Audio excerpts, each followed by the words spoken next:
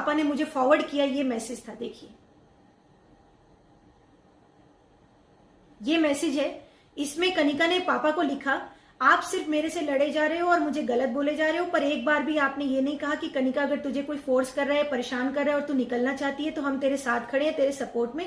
At least I expect this. That person has been harassing me over possessiveness. I have tried so many ways to get out of it. I may have also developed some closeness, but I never wanted this kind of possessiveness and relationship which he is trying to do with me. Yes, you are right. He is Mr. Ghai, and I am assuring you that I will not work with him or related to him now onwards. I will not take his calls or reply to his message. I expect that you stand with me.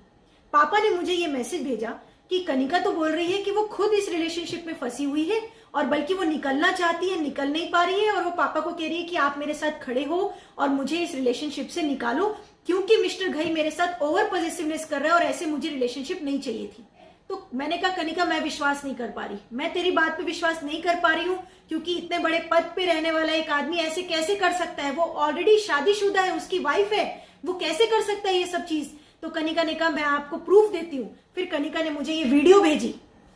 झूठ मैं नहीं कह रहा, मेरे को आने में क्यों बोल रही है? तू ऐसे कर ऐसे कर, वो मैं नहीं कह रहा, मुझे मुझसे करवा लेती है, करती है, वो ऐसे ऐसे कर, मैं नहीं चाह रहा, सब छोड़ो, नहीं मेरे से सहा जा रहा है ना, तू छोड़ो, एक्सटेंड कर रही है इस चीज को, क्यों एक्सटेंड कर रही है? शाम को आके लड़ने आई क्या क्यों आया? मुझसे लड़ने आई, मेरे को इरिटेशन है रहेगी, बस बात खत्म। मैंने तो नहीं कहा रिमूव करो। इसमें एडवोकेट विनोद घई कह रहा है कि मुझे इरिटेशन है और रहेगी बस। कनिका ने मुझे बताया कि वो शक करता है कि मेरा किसी के साथ मैं अगर बात भी करूं, चाहे वो वकील हो, जर्नलिस्ट हो, किसी के साथ भी मैं अकेले में बात करूं तो वो शक करता है और फ्रस्ट्रेट होता है और सारी फ्रस्ट्रेशन मुझ पे निकालता है। ये भी मांग रहा है, देखिए चैट भेजी कनिका ने मुझे कि इसमें विनोद घई ने खुद लिखा है कि मुझे बेबी चाहिए। फिर कनिका ने एक और दिखाया मैसेज कि देखिए एक नहीं कई मैसेज हैं जिसमें कि विनोद घई कह रहे हैं कि मुझे बेबी करना है तुम्हारे साथ। तो कनिका ने कहा कि दीदी इतना ज्यादा आगे रिलेशनशिप बढ़ चुका है कि अब नहीं खत्म हो सकता।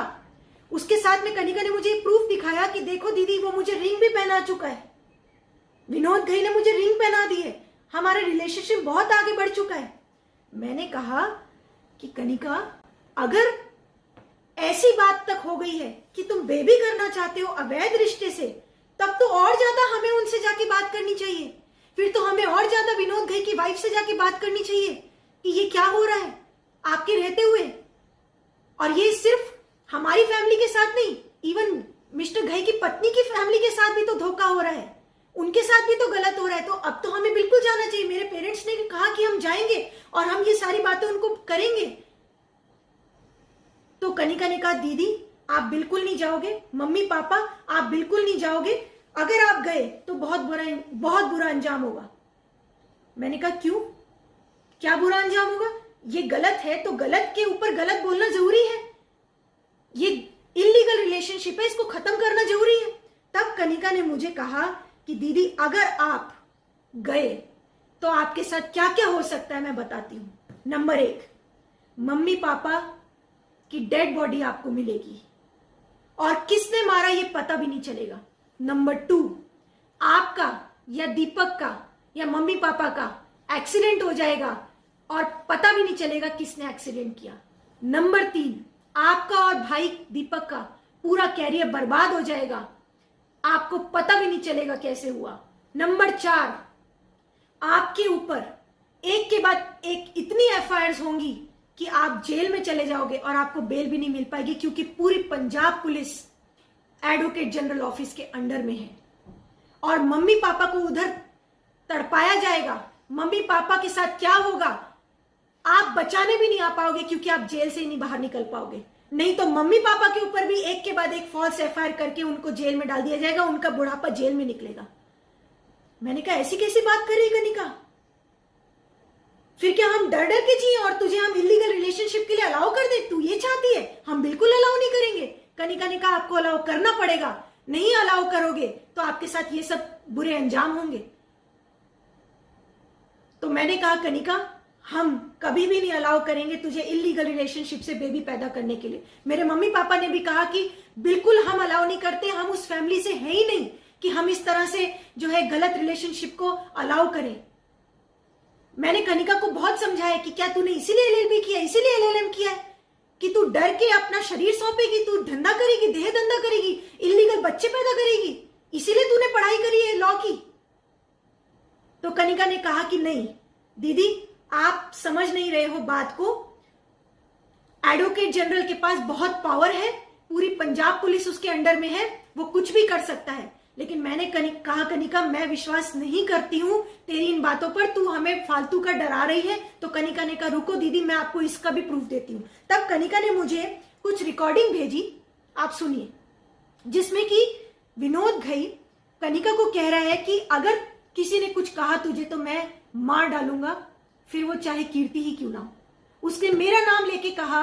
कनिका ने मुझे ये रिकॉर्डिंग भेजी, मैं आपको सुनाती हूँ। और कनिका मुझे ये कह रही है कि दीदी ये रिकॉर्डिंग पहले की है, यानी जब हमारा रिलेशनशिप डिस्क्लोज नहीं हुआ था तब घई ऐसी बातें बोलता था।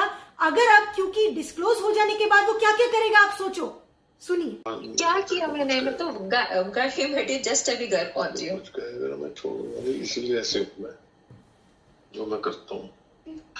मैं मार दूंगा। क्या किया मैंने? मैं तो घर ही बैठी, जस्ट अभी घर पहुंची हूँ। कुछ कहेगा ना मैं छोड़ूंगा नहीं, इसीलिए ऐसे हुआ है जो मैं करता हूँ। अच्छा, क्या हुआ? मैं किसी को कुछ कहने नहीं। पर किसी ने मुझे कुछ कहा ही नहीं। क्या कीर्ति? उसने तो मुझे कभी कुछ नहीं कहा। उसने तो वो कहा। इसमें विनोद घई मेरा नाम ले रहा है कि मैं मार डालूंगा अगर किसी ने कुछ कहा तो, मैं चाहे वो कीर्ति क्यों ना, मैं छोड़ूंगा नहीं।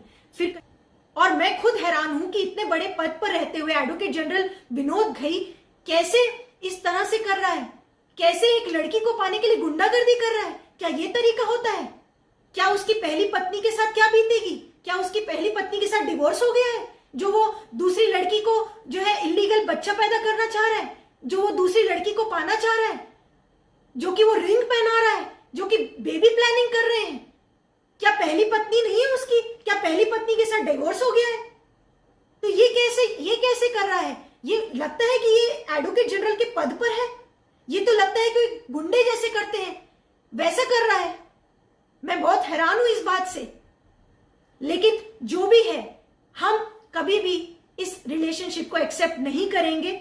उसके लिए ही मैं सरकार से रिक्वेस्ट कर रही हूं कि हमें प्रोटेक्शन दी जाए। और अगर हमारे साथ, मेरे साथ या मेरी फैमिली के साथ, यानी मेरे पेरेंट्स के साथ, मेरे भाई के साथ और मेरे साथ, या फिर मेरे साथ काम करने वाले मेरे कलीग्स और जूनियर्स के साथ भी अगर कुछ होता है तो उसके जिम्मेदार और कोई नहीं, कनिका आहूजा और विनोद घई होंगे। और कनिका आहूजा डरी हुई है या फिर वो डरा रही है हमें, वो क्लियर नहीं दिखा रही है, लेकिन दिखा रही है एजी का पावर, एडवोकेट जनरल का पावर, क्योंकि उसके पास तो कोई पावर नहीं है। वो किसका पावर दिखा रही है? एडवोकेट जनरल का पावर दिखा रही है। इसीलिए मेरी सरकार से रिक्वेस्ट है कि या तो एडवोकेट जनरल को उसके पद से हटाया जाए और फिर हमारी फैमिली को प्रोटेक्शन दी जाए, नहीं तो advocate Vinod Ghai, advocate general of Punjab, पूरी तरह से यानी कंप्लीटली कनिका को छोड़ दे। और कंप्लीटली का मतलब मैं आपको बताऊं कि अभी भी कनिका का, अभी हमने देखा कनिका का चैट विनोद घई के साथ उसके मोबाइल में देख लिया कि वो दोनों प्लान कर रहे हैं, क्योंकि कनिका ने विनोद घई को बता दिया कि घर में ये बात पता चल गई है कि कनिका का रिलेशनशिप है। तो विनोद घई और कनिका की ये प्लानिंग चल रही है कि थोड़े दिन तक जो है मैनेज करो, मम्मी पापा को मनाओ और दिखाओ कि हमारा रिलेशनशिप नहीं है, और फिर हम रिस्ट्रेन करेंगे, ऑफिस का टाइमिंग कम करेंगे, अब हम बात नहीं करेंगे, अब हम फोन नहीं करेंगे, यानी कुछ दिन तक मामला ठंडा हो जाएगा, फिर वापस से कंटिन्यू करेंगे। ये इनका प्लानिंग चल रहा है हमें गुमराह करने का, और मैं ये होने नहीं दूंगी। क्योंकि आज ये गुमराह करेगी, कल को फिर ये रिलेशनशिप करेंगे, और ऐसे रिलेशनशिप का एंड वही शबनम कांड होगा जो उत्तर प्रदेश में हुआ था। उस केस में तो लड़की पढ़ी लिखी भी नहीं थी, वो वकील भी नहीं थी, तो भी इतने समय तक पता नहीं चल पाया कि उस लड़की ने किया। मायावती सरकार तो उसको पुरस्कार दे रही थी कि ये लड़की बच गई गुंडों से, लेकिन बाद में जाके पता चला कि उसी ने पूरे खानदान को मारा था, पूरे फैमिली को, माँ बाप भाभी इवन छोटे बच्चों को भी मार दिया था उसने। वो कांड मेरे घर ना हो, मेरे माँ बाप के साथ ना हो, मेरे भाई के साथ ना हो, मेरे साथ ना हो, मेरे घर पे ना हो, वो मैं नहीं होने देना चाहती।